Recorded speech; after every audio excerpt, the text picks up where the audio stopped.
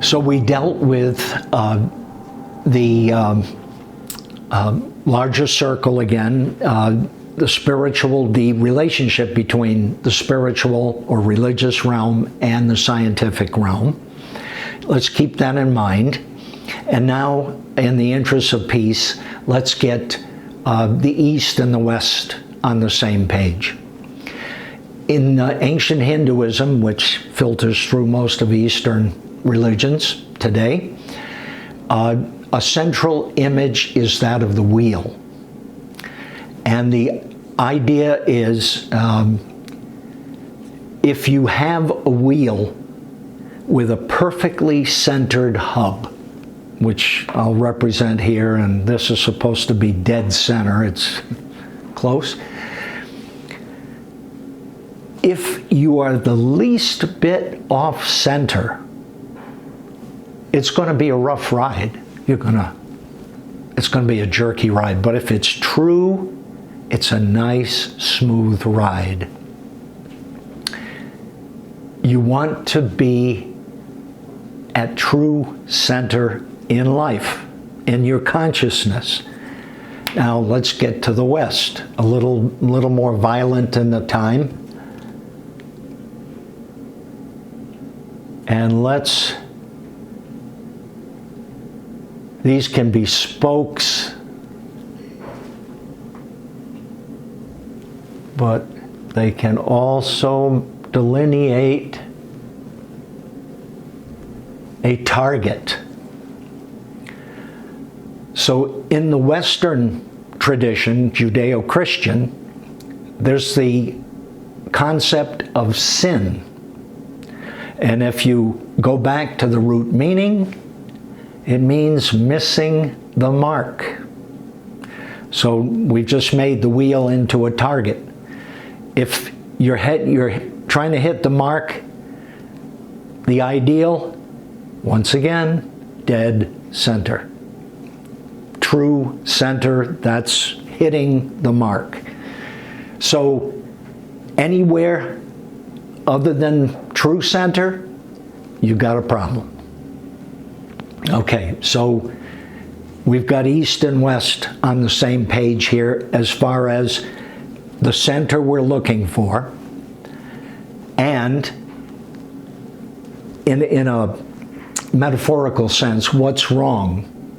Why are we violent? We aren't in our true center of consciousness. Okay, to make the ocean of consciousness work, I can't use the whole circle here. So I'm going to take a quadrant. And to get more into the picture, I'm going to add 2 waves .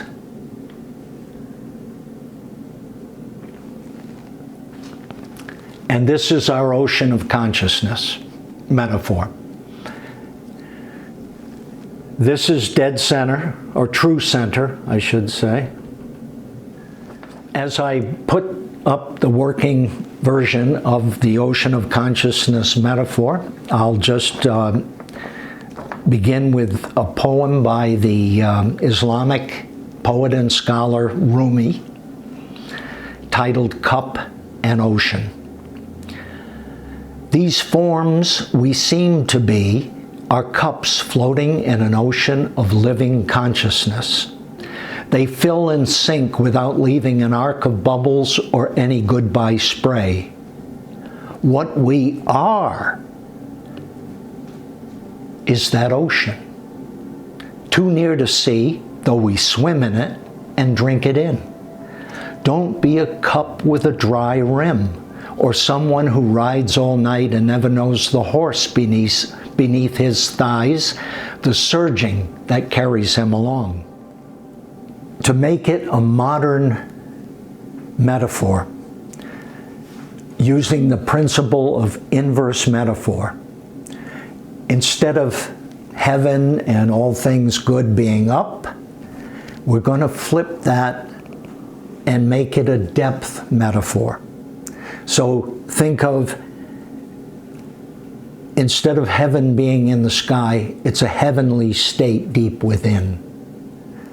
Everything that's most powerful, most good is from that depth center. So here's what was in the previous diagram. This is the larger circle. It's now a depth thing. And up here on the surface, including the two waves, this is the realm of science and of our normal truncated consciousness. Half our brains do very well up here.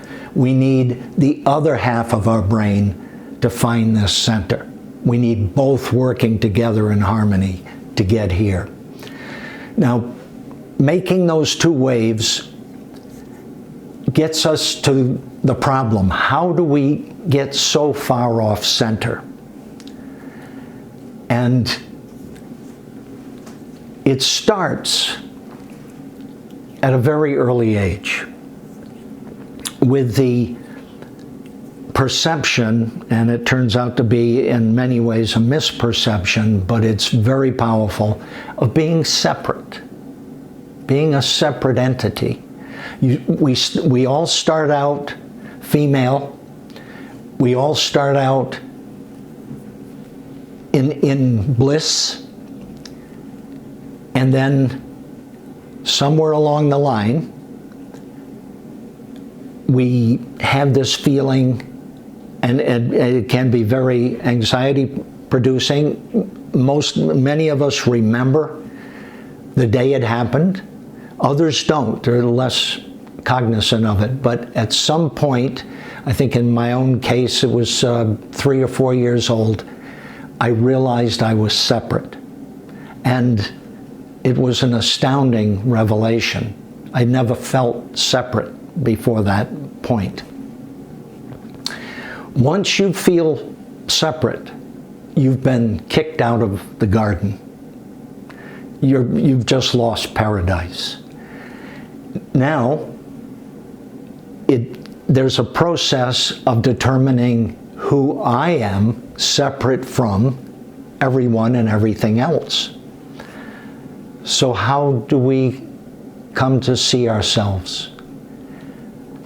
The most obvious is the skin barrier. I start with the skin, and everybody else is other, and everything else is other beyond this boundary. So, but wait a minute. Am I my body? Or do I have a body? Like I have a car and I have a whatever else. Yeah, it's more like that. Because my body is a bit problematic at times. So I have to keep it in control. So oh, wait a minute. So I'm in my head. The me is, I locate me in my head. But do you accept the good, bad, and the ugly? Or the whole package of what's in your head? Or do you have this idea, I'm good, I wouldn't do bad things, I'm good. Badness and problems happen because of someone else, something else.